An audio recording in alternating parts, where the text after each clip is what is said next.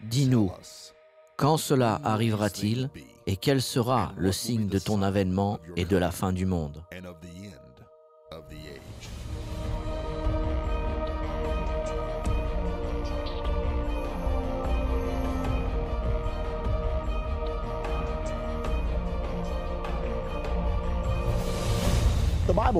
La Bible prophétise qu'une religion mondiale arrivera. Les Écritures nous disent qu'à la fin des temps, il y aura un gouvernement mondial, une religion mondiale, ainsi qu'un système économique mondial. Aujourd'hui, nous allons parler de cette religion mondiale. Dans son livre Perestroïka, Mikhail Gorbatchev a dit qu'il y a 3 racines qui sont la cause des guerres, les conflits politiques, les conflits religieux et les conflits économiques. La solution qu'il a proposée est un gouvernement mondial, un système religieux universel et une économie mondiale. Il a proposé donc la même chose que la Bible prophétise. Regardons aujourd'hui sur cette religion mondiale. Nous avons déjà parlé dans les leçons précédentes au sujet du gouvernement mondial. Nous avons parlé du système économique, appelé la marque de la bête. Aujourd'hui, nous allons examiner l'arrivée de la religion mondiale. C'est dans le chapitre 13 au verset 15 de l'Apocalypse. Vous le savez peut-être que le 13e chapitre d'Apocalypse est entièrement consacré aux événements de la fin des temps. Le verset 1 à 8 sont consacrés au gouvernement mondial, les versets 11 à 14 sont consacrés au système religieux mondial et aux dirigeants de ce système, le faux prophète, et les versets 16 à 18 traitent le système économique mondial, la marque de la bête. Donc regardons au verset 15 d'Apocalypse 13. Et il lui fut donné d'animer l'image de la bête, parlant de l'Antichrist, afin que l'image de la bête parle et qu'elle fasse que tous ceux qui n'adoraient pas l'image de la bête soient tués. Vous pouvez voir que ce nouvel ordre mondial de la fin des temps contiendra un élément d'adoration. Nous ne savons pas exactement quelle forme il prendra. Cela pourrait être simplement un regroupement des fois. Votre religion est aussi bonne que ma religion, je respecte la vôtre, vous respectez la mienne. L'objectif final est de supprimer les conflits religieux. Ainsi, nous sommes supposés pouvoir avoir la paix sur terre et la bienveillance envers les hommes. L'une des parties que nous allons parler aujourd'hui contient l'histoire la plus étonnante jamais racontée. Comment Mikhail Gorbatchev et le pape Jean-Paul II ont secrètement planifié la chute du mur de Berlin et la naissance du nouvel ordre mondial. Ceci va absolument vous étonner. Cependant, avant d'entrer dans les détails, nous devons découvrir de quel côté cette puissante organisation, l'Église catholique romaine, se trouve. Il y a plusieurs déclarations faites par les derniers papes qui nous donnent un bon aperçu du rôle joué par l'Église catholique romaine dans l'établissement de ce gouvernement mondial qui a été prophétisé. Et il est très intéressant de voir ce que disent réellement les papes, car l'Église catholique romaine comprend 1 milliard de personnes et beaucoup croient qu'il parle aussi pour les protestants qui sont, eux, 1,1 milliard. Ainsi, si vous mettez ensemble les protestants et les catholiques, vous avez 1/3 de la population mondiale. Donc, ce que l'Église catholique romaine divulgue et ce qu'elle représente sont très importantes. Prenons donc les déclarations des 5 derniers papes et regardons ce qu'ils ont dit avec leurs propres mots au sujet du gouvernement mondial. Le pape Pie XII était le pape de l'Église pendant la Deuxième Guerre mondiale, ainsi que pendant la création des Nations Unies. Cette citation est extraite de la publication Vital Speeches of the Day du 15 décembre 1959. L'article était un héritage au fédéralisme mondial, au gouvernement mondial. Le fédéralisme mondial est une autre appellation pour le gouvernement mondial. Le pape Pie XII a encouragé un effort pour la paix sur 3 niveaux. La réaffirmation du besoin d'un ordre mondial supranational, ce qui signifie un ordre mondial traversant les frontières nationales. Deuxièmement, d'accepter les Nations Unies, mais en faisant des efforts constants afin de les affirmer. Troisièmement, d'encourager une totale coopération avec chaque agence qui encourage l'amitié internationale. Continuant dans l'article sur l'héritage au fédéralisme mondial, le pape Pie XII s'est montré comme un internationaliste imperturbable. Quand vous entendez qu'une personne publique ou un dirigeant spirituel est un internationaliste, c'est une indication qu'il est un adepte au gouvernement mondial. Le pape Pie XII désirait, cherchait et priait pour une organisation politique mondiale avec un esprit fédéraliste. Voici ce que le pape Pie XII a dit. Les catholiques, par-dessus tout, doivent réaliser qu'ils sont appelés à surmonter chaque vestige de l'étroitesse nationaliste. Notez la phrasologie employée ici. Étroitesse nationaliste. Ce n'est pas bien, n'est-ce pas? Si vous êtes une personne bornée et fermée d'esprit, c'est ce qui est insinué ici. Donc, si vous croyez toujours au nationalisme et non au gouvernement mondial, le pape Pie XII nous a invités à surmonter chaque vestige de l'étroitesse nationaliste. Il continue en disant « Les catholiques ont le devoir d'insister sur la ratification du pacte du génocide ». Maintenant, qu'est-ce que le pacte du génocide? Vous devez savoir que les États-Unis sont maintenant inscrits au traité du génocide. Le traité du génocide nous vient des Nations Unies et n'a pas été accepté pendant de nombreuses années par le gouvernement des États-Unis. Mais le 11 novembre 1988, le président Reagan a signé ce traité du génocide et le Sénat l'a ratifié le 9 décembre de la même année. Quelle est donc l'importance du génocide? Pourquoi le pape Pie XII insisterait-il sur l'obligation des catholiques de soutenir le traité du génocide? Vous devez savoir ce qu'est un génocide. Et la plupart d'entre nous pensent savoir ce que c'est. C'est quand on essaie d'éliminer une religion, une race ou une certaine orientation sexuelle. Et comme on ne devrait pas s'engager à tuer des gens, je serais donc pour un traité comme celui-ci. Mais attendez une minute. Si vous consultez l'Encyclopédie Britannica et regardez le mot génocide, elle donne une définition intéressante et cette même définition se trouve actuellement dans le traité du génocide. Il est dit « Qui cause du mal physiquement ou du mal mentalement à une minorité ». Est-ce que vous dites que ce serait un crime de faire du mal mentalement à une minorité? Comment fait-on du mal mentalement? Peut-être en parlant contre quelqu'un? Peut-être en écrivant contre quelqu'un? Permettez-moi de vous citer un exemple. Nous faisons tous face en ce moment à l'homosexualité. Et récemment, le gouvernement des États-Unis a voté en 2009 le projet de loi du crime de haine. Ceci met les homosexuels comme un groupe protégé. Donc, si vous parlez contre l'homosexualité, vous pouvez être accusé de génocide pour avoir fait du mal mentalement. Maintenant, au cas où vous pensez que j'exagère, allez au Canada juste au nord de notre frontière et vous verrez que vous pouvez être mis en prison pour 5 ans si vous parlez contre l'homosexualité. Il y a 1 an ou 2 de cela, un pasteur en Europe fut arrêté et mis en prison car il avait prêché de son pupitre sur ce que la Bible dit au sujet de l'homosexualité.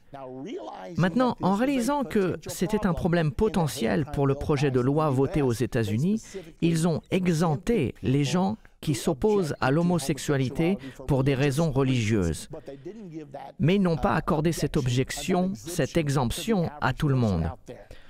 Ainsi, quand nous parlons du génocide, nous parlons du contrôle de ce que vous dites, de ce que vous croyez et de ce que vous pensez. Que devient la liberté d'expression dans tout cela? Il faut donc laisser un peu de liberté d'expression, car le génocide est une mauvaise chose. Mikhail Gorbatchev, dans son livre Perestroïka, à la page 231, a résumé ce qui doit se passer pour obtenir une sécurité mondiale. Il a même envoyé une copie à tous les chefs d'État de l'époque. Et il a dit, « Nous devons extirper tous les génocides, l'apartheid et l'exclusivité religieuse. » Intéressant. Tout d'abord, extirper. Quel terme intéressant. Il signifie exterminer. Nous devons exterminer tous les génocides, ce qui veut dire faire du mal mentalement, de l'apartheid et de l'exclusivité religieuse. Une autre phrase intéressante dont nous ne parlons pas beaucoup, mais M. Gorbatchev la met dans la même catégorie que le génocide. Donc, que signifie l'exclusivité religieuse? C'est quand vous dites que votre religion est vraie et que toutes les autres religions sont fausses. Par exemple, Jésus a dit, « Si vous ne croyez pas que je suis le Messie, vous mourrez dans vos péchés. » Ainsi, Jésus serait considéré comme religieusement exclusif. La Bible nous dit également au sujet de Jésus qu'il n'y a de salut en aucun autre, car il n'y a sous le ciel aucun autre nom qui ait été donné parmi les hommes par lequel nous devions être sauvés. C'est la raison pour laquelle nous voyons des guerres en ce moment dans le monde au sujet de l'emploi du nom de Jésus. Ça leur est égal si vous priez au nom de Dieu. Ils ne vont pas supprimer toute la religion, mais ils ne veulent pas que vous utilisiez le nom. Notre armée a maintenant interdit nos chapelains de prier au nom de Jésus. Si vous êtes appelés à prier en public, on vous demande d'éviter de prier au nom de Jésus. Pourquoi? Car ils savent que le christianisme est une religion exclusive. Donc si vous êtes un chrétien et vous suivez les enseignements de Jésus-Christ, vous serez coupable d'exclusivité religieuse. Et M. Gorbatchev a dit, nous devons l'arrêter. Et il la met dans la même catégorie que le génocide. Y a-t-il une chance qu'un jour, vous et moi, nous pourrions passer en jugement pour exclusivité religieuse? M. Gorbatchev a dit, il faut l'extirper. Et oui, la réponse est que vous pourriez être accusé par le pacte du génocide pour avoir fait du mal mentalement à une personne. Maintenant, parlons de l'interdiction de l'exclusivité religieuse. Est-ce que cela se passe réellement? Eh bien, le 28 juin 2000, en France, un article du Washington Times disait ceci. Il y avait une proposition française qui visait le prosélytisme. Il proposait jusqu'à 2 ans de prison pour toute pression excessive dans le but d'essayer de convertir quelqu'un. Maintenant, dites-moi, qu'est-ce qu'une pression excessive? Si vous invitez quelqu'un à votre église une fois, est-ce que cela est permis? Et si vous l'invitez plus d'une fois, disons 2 ou 3 fois? J'ai demandé à une personne qui était adepte de cette pensée, et voici sa réponse.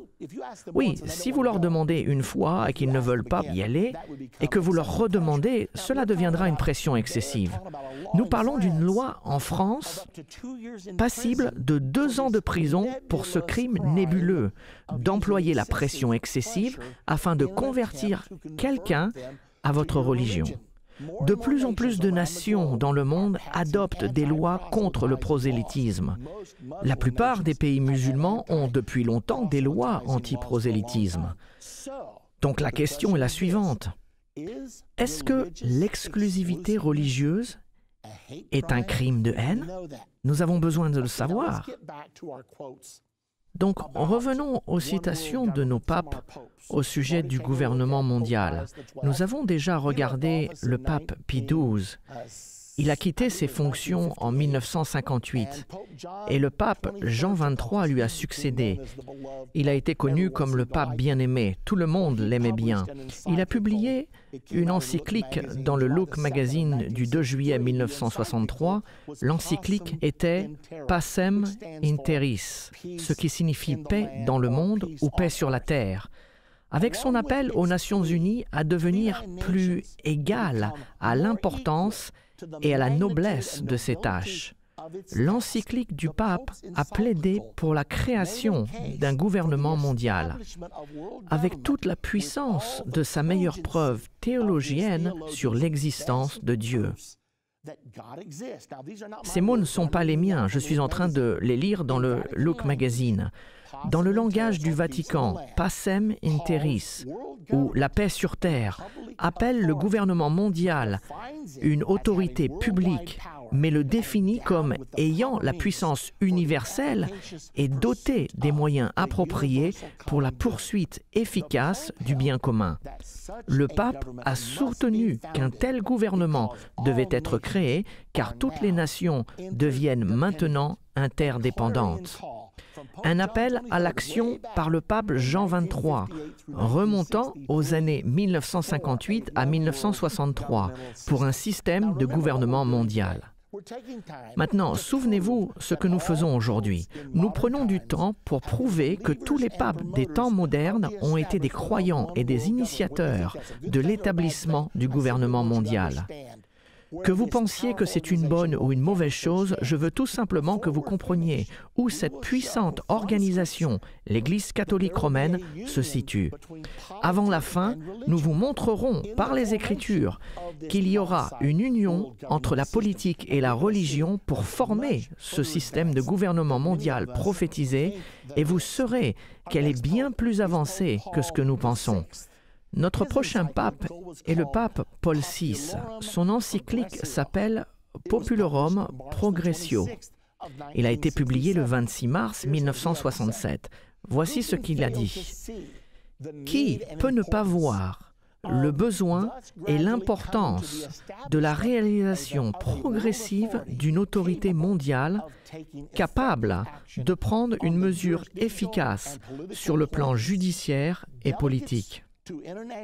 Les délégués aux organismes internationaux, fonctionnaires, membres de la presse, professeurs et éducateurs, vous devez tous réaliser que vous avez votre rôle dans la formation d'un nouvel ordre mondial. Le pape Paul VI, il a quitté ses fonctions en 1978. Son successeur, le pape Jean-Paul I, a régné seulement 33 jours, puis il fut assassiné. Nous n'avons donc pas d'écrit de sa part, mais nous aurons beaucoup à dire sur son assassinat plus tard. Et nous arrivons ainsi au pape Jean-Paul II, l'un des papes les plus populaires des temps modernes.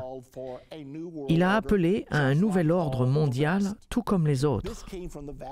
Ceci vient de la presse du Vatican du 2 janvier 2004 et a été publié par CNN. Le pape Jean-Paul II a accueilli ce jeudi le Nouvel An avec un nouvel appel pour la paix dans le Moyen-Orient ainsi qu'en Afrique et la création du nouvel ordre mondial basé sur le respect de la dignité de l'homme et de l'égalité parmi les nations. Cette année, Jean-Paul a dirigé ses pensées vers les conflits en cours dans le monde, mais il a insisté sur le fait que pour ramener la paix, il faut un nouveau respect pour les lois internationales et la création d'un nouvel ordre international basé sur les objectifs des Nations Unies. Remarquez qu'on revient toujours vers les Nations Unies, car les papes ont toujours été d'énormes défenseurs des Nations Unies bien avant même leur existence. Le pape Jean-Paul II est décédé il y a quelques années de cela, et le pape actuel, Benoît XVI, a pris ses fonctions. Et il a lui aussi publié une encyclique en 2009. Une encyclique étant un écrit présentant au monde les sujets qui sont importants au pape. Cette encyclique s'appelait Caritas in Veritate, signifiant la charité dans la vérité. Il dit « Face à la croissance persistante de l'interdépendance mondiale, on ressent un énorme besoin, même au milieu d'une récession mondiale, d'une réforme de l'Organisation des Nations Unies. Et ce pape, le pape Benoît XVI, aime les Nations Unies, mais il veut les réformer. Et il continue, de même pour les institutions économiques et la finance internationale, pour que ce concept d'une famille de nations puisse acquérir de vraies dents. Le concept de la communauté mondiale ou de la communauté internationale ou la famille des nations, pour que ce concept puisse développer de vraies dents. Remarquez le terme « de vraies dents ». À quoi servent les dents? Les dents servent à mordre, les dents servent à faire exécuter. Et le pape Benoît XVI dit que nous devons réformer les Nations Unies et leur donner de vraies dents afin de faire exécuter leur volonté sur la terre. Dans son encyclique, le pape Benoît XVI continue en disant « Pour contrôler l'économie mondiale, pour restimuler les économies frappées par les crises, pour éviter tout déclin de la crise actuelle et de ces déséquilibres qui en résulteraient, pour réaliser le désarmement total, la garantie de nourriture et la paix. Pour assurer la protection de l'environnement et réglementer la migration de tout ceci, il est urgent d'avoir une véritable autorité politique mondiale. » Voici beaucoup d'informations ici. Donc, gérer l'économie mondiale, c'est le numéro 1. Et il pense qu'il faut un gouvernement mondial pour cela. Et il continue et dit que le désarmement est l'un des plus importants messages des Nations Unies. Elles veulent désarmer le monde de sorte qu'il n'y ait plus d'armes pour tuer, donc plus de guerre. Toutefois, ils veulent que les Nations Unies aient quand même une armée à eux. Et personne ne semble se demander que se passera-t-il si toutes les armes disparaissent et que seules les Nations Unies sont armées. Qu'est-ce qui se serait passé si Adolf Hitler avait pris le contrôle du système du gouvernement mondial avec la seule armée restante? Nous avons détruit l'équilibre des pouvoirs qui pourraient empêcher un tel scénario. On dit que cela n'arrivera pas, cependant la Bible nous dit que c'est exactement ce qui va se passer. Donc le désarmement, la sécurité de nourriture, on dirait que c'est la marque de la bête où tout le monde devra avoir un numéro sans laquelle il sera impossible d'acheter ou de vendre. La protection de l'environnement, de grandes conférences sur l'environnement sont en cours. Nous devons avoir un traité mondial qui liera et forcera le monde contre le réchauffement global. La réglementation de la migration, un autre problème que nous avons, le problème de l'immigration. Et il dit que cette autorité de gouvernement mondial, les Nations Unies, est la réponse. Il y a un besoin urgent pour une véritable autorité politique mondiale. Et une véritable autorité politique mondiale signifie simplement un gouvernement mondial. Pierre Boillon, évêque de Verdun en France, l'a résumé probablement le mieux avec la plus grande franchise. Ceci est un extrait du livre Le Concile et le futur par Mario Vangali. Le 8 octobre 1965, M. Boillon a dit « Par conséquent, nous devons accentuer la grande responsabilité morale afin d'autoriser une autorité internationale à empêcher les guerres. Le monde entier doit se rendre compte que si cet établissement, les Nations Unies, doit entrer en vigueur, chaque nation doit renoncer à sa souveraineté ultime pour cette autorité universelle. » Vous aimez cette idée? Toutes les nations se débarrassent de leur souveraineté. Nous avons donc un gouvernement mondial. Et il continue en disant « Ceci est une obligation. Si les nations, si les chefs d'État, si l'opinion publique n'acceptent pas cette renonciation, alors, en réalité, ils votent pour la guerre malgré leurs beaux discours. Ils votent pour la guerre malgré leurs beaux discours sur la paix. Nous avons donc examiné toutes ces citations pape après pape. Le pape Pie XII, le pape Jean XXIII, le pape Paul VI et Jean-Paul II, ainsi que le pape actuel, le pape Benoît XVI. Puis Pierre Boillon, l'évêque de Verdun en France. Ils chantent tous la même chanson. Nous devons avoir un gouvernement mondial et il nous le faut dès maintenant. Où est-ce que tout cela va nous amener? La Bible nous dit qu'un gouvernement mondial arrive, mais elle nous dit également qu'une religion mondiale va coopérer avec ce gouvernement mondial. Nous pouvons voir la plus grande religion sur Terre, le christianisme, étant représenté par le pape, et il est considéré comme la tête du christianisme. et il y initie avec ferveur un gouvernement mondial. Dans la prochaine partie de notre leçon, nous allons étudier au sujet de la relation spéciale entre le pape Jean-Paul II et Mikhaïl Gorbatchev, et comment, ensemble et secrètement, ils ont œuvré en coulisses pour réaliser la chute du mur de Berlin et la fin de la guerre froide. Mesdames et messieurs, je ne vais pas simplement spéculer, mais je vais vous présenter des documents à l'appui. Je vais vous donner citation après citation, afin que vous puissiez voir que le pape Jean-Paul II et Mikhaïl Gorbatchev se sont rencontrés et ont planifié 10 ans avant la chute du mur de Berlin. Et vous verrez comment tout a culminé le 9 novembre 1989. Vous ne voulez pas manquer la prochaine partie de notre leçon. Dans notre dernière partie de comprendre la fin des temps, nous avons regardé le rôle crucial que les 5 derniers papes ont joué en établissant un gouvernement mondial prenant naissance à travers la mondialisation. Dans cette partie, nous apprendrons au sujet de la relation secrète entre Mikhaïl Gorbatchev et le pape Jean-Paul II. Nous verrons comment ils ont travaillé ensemble pour faire tomber le mur de Berlin et acheminer le nouvel ordre mondial. Il s'agit de l'une des histoires les plus étonnantes qui se soit passée. Rappelez-vous, quand nous disons le nouvel ordre mondial, c'est juste un autre nom pour le gouvernement mondial prophétisé dans la Bible pour la fin des temps. Retournons en arrière dans l'année 1917. C'est en 1917 que la révolution bolchevique a pris le pouvoir sur l'Union soviétique. La révolution bolchevique a continué en Union soviétique jusqu'à la Deuxième Guerre mondiale.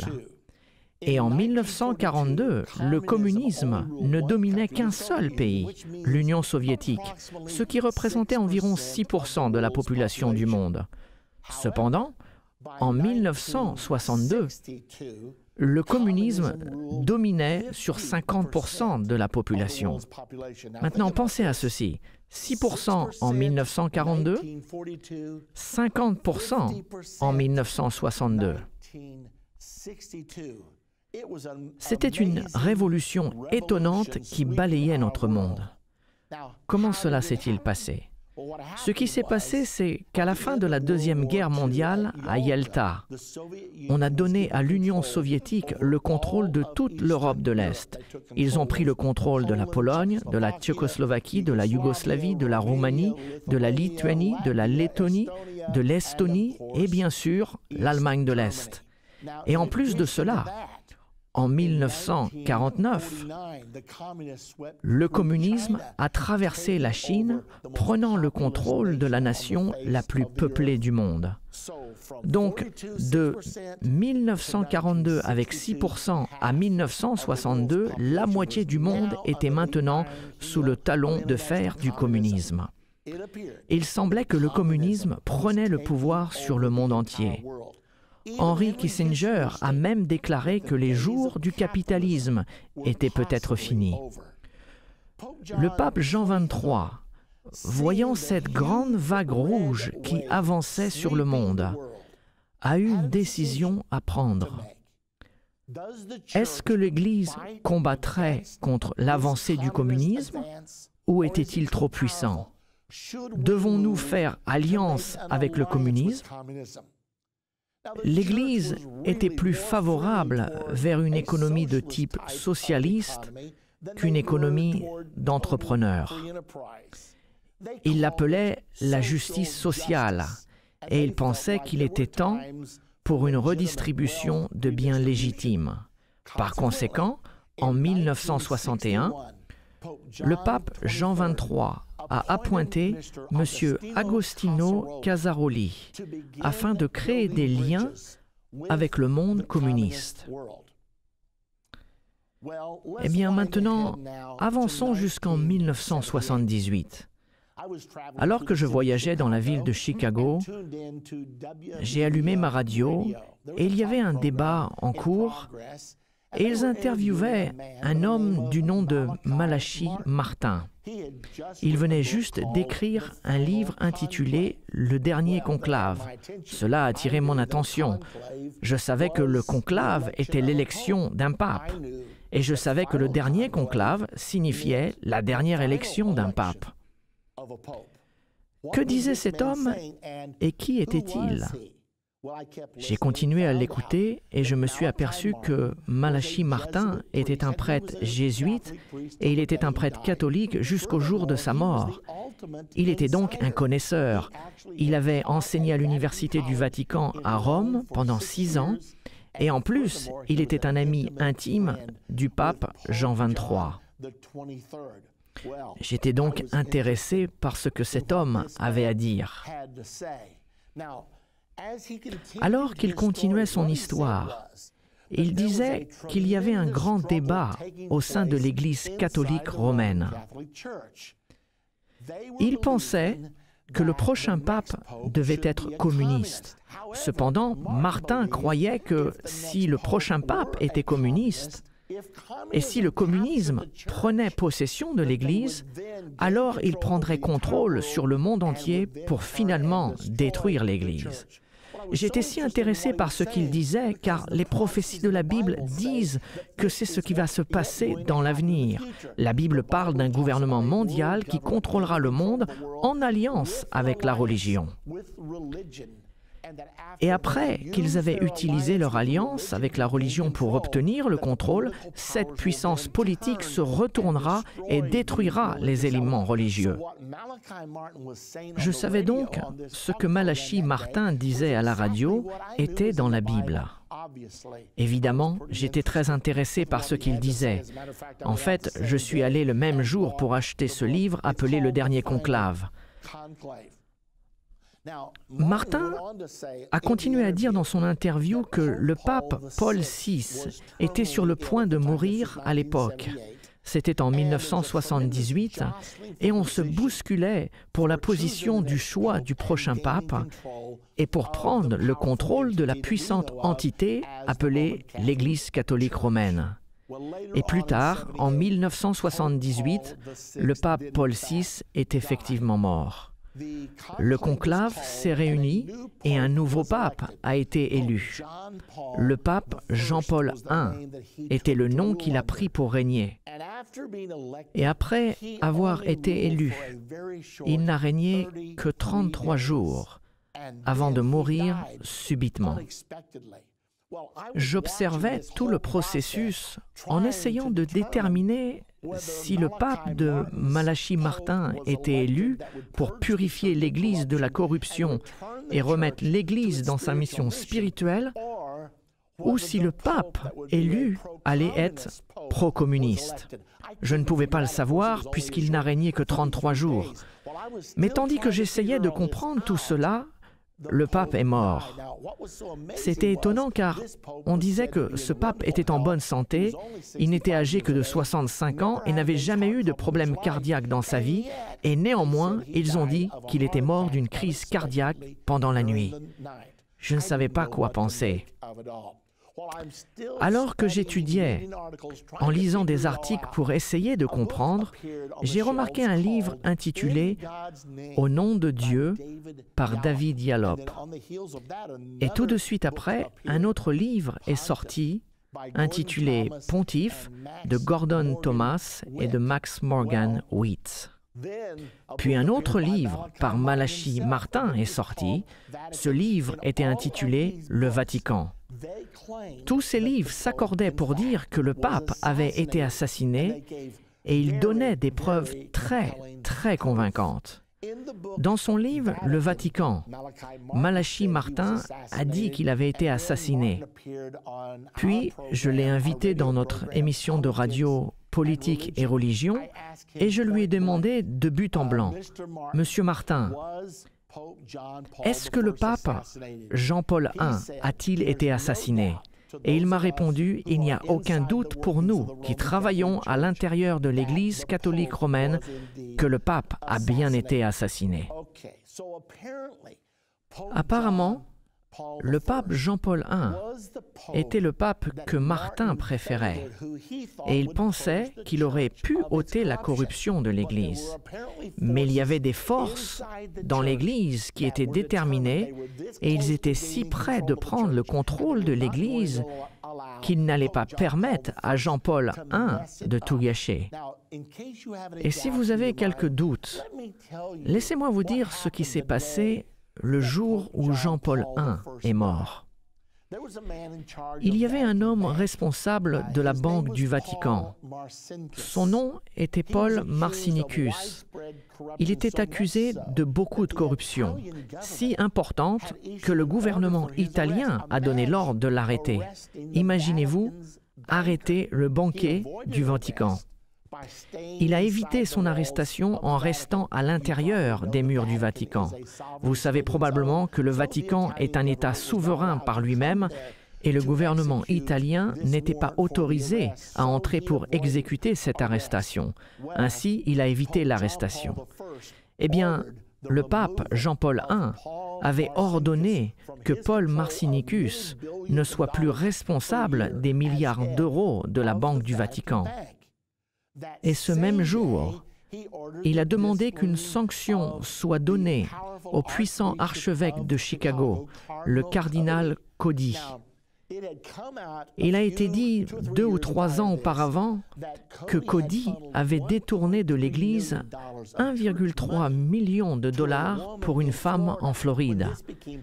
Quand cela est devenu public, il a dit qu'elle était une cousine éloignée qui avait besoin d'aide.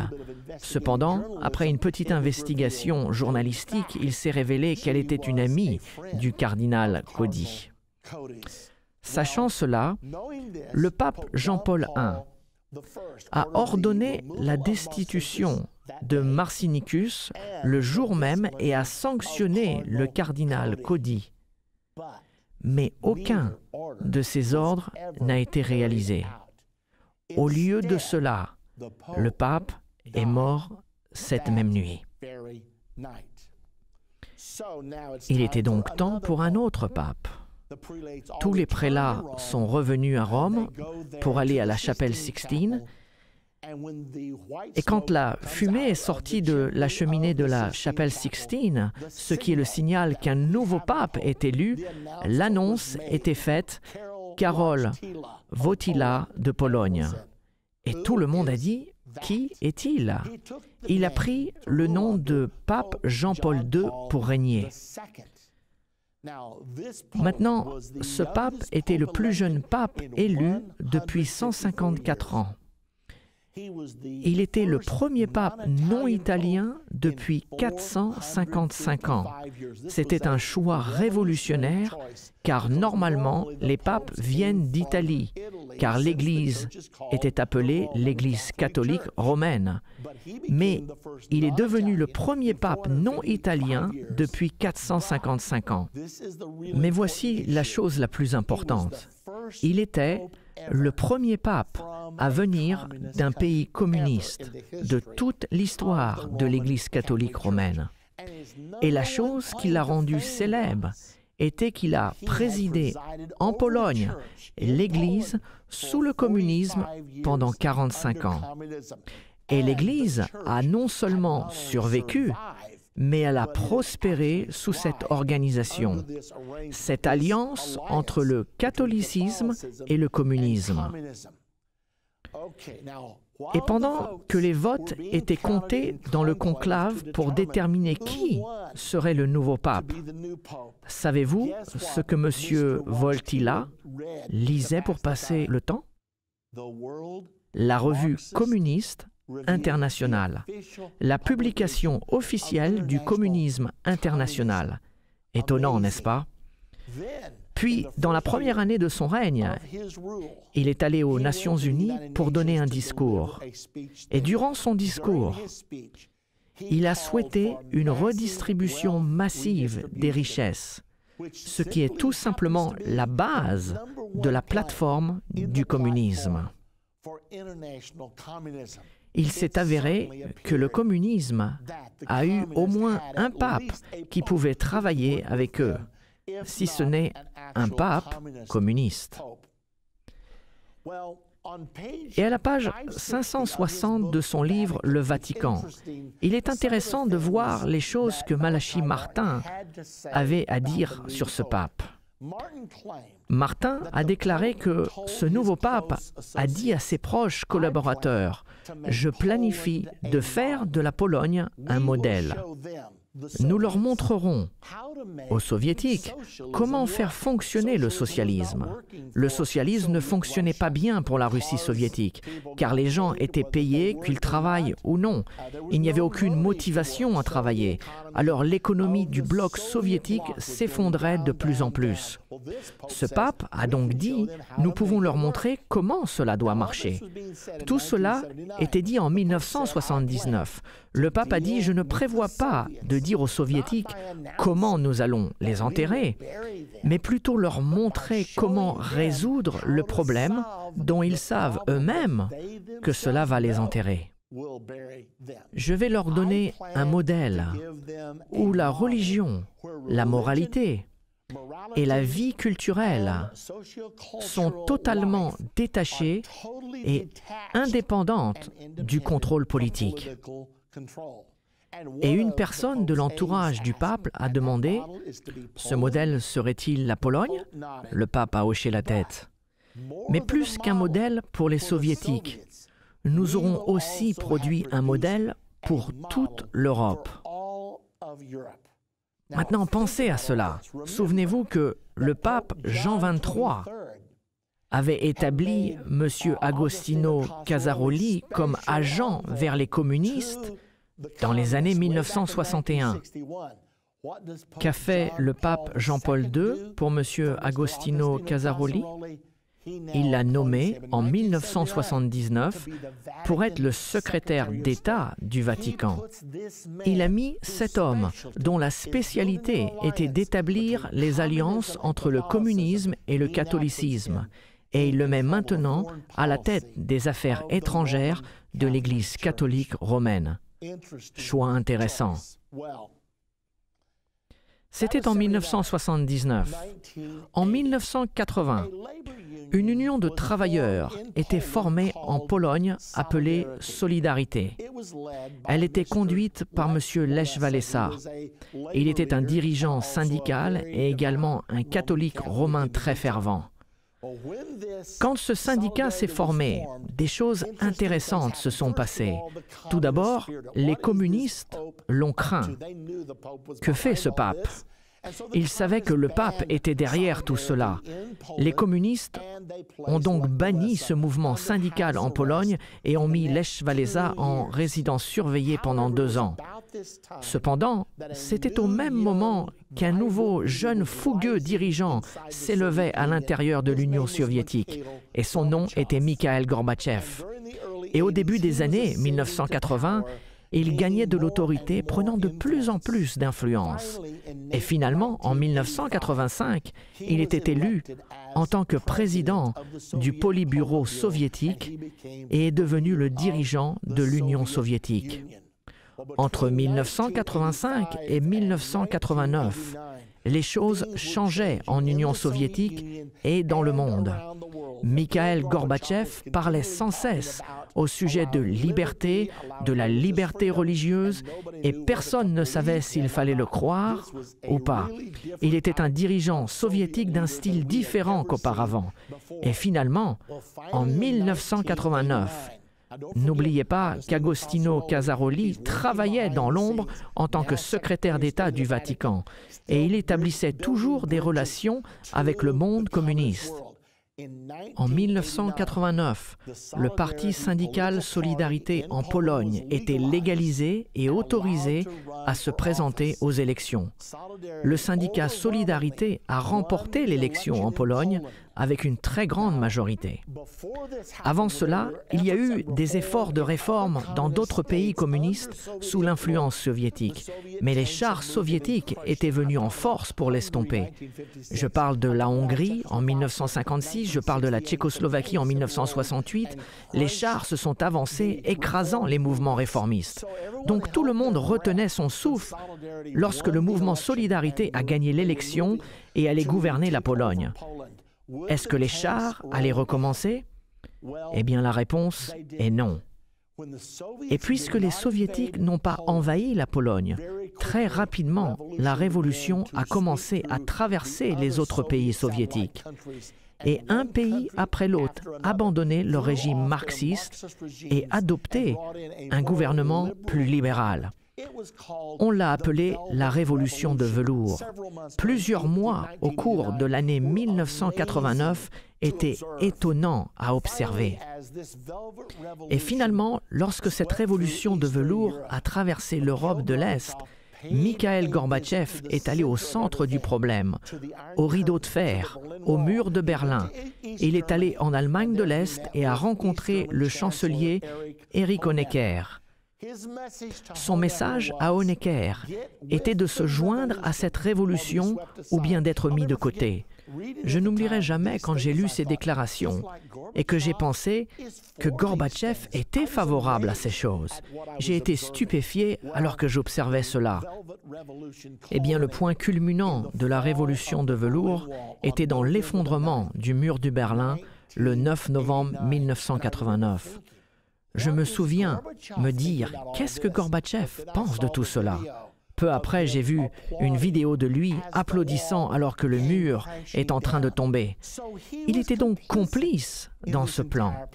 Ceci est intéressant. Seulement 20 jours après que le mur soit tombé, Mikhaïl Gorbatchev, le président George Bush père et le pape Jean-Paul II se sont rencontrés pour un sommet. Ils sont sortis de cette réunion et ont annoncé la naissance du nouvel ordre mondial. Le magazine USA Today du 30 novembre 1989, juste 21 jours après la chute du mur de Berlin, avait une photo du pape Jean-Paul II rencontrant Mikhaïl Gorbatchev en première page. C'était la première fois qu'un dirigeant communiste se réunissait au Vatican avec le pape. Il est intéressant de voir ce que le magazine USA Today disait sur leur première page. Le pape a été un conseiller au mouvement Solidarité depuis sa conception en 1980.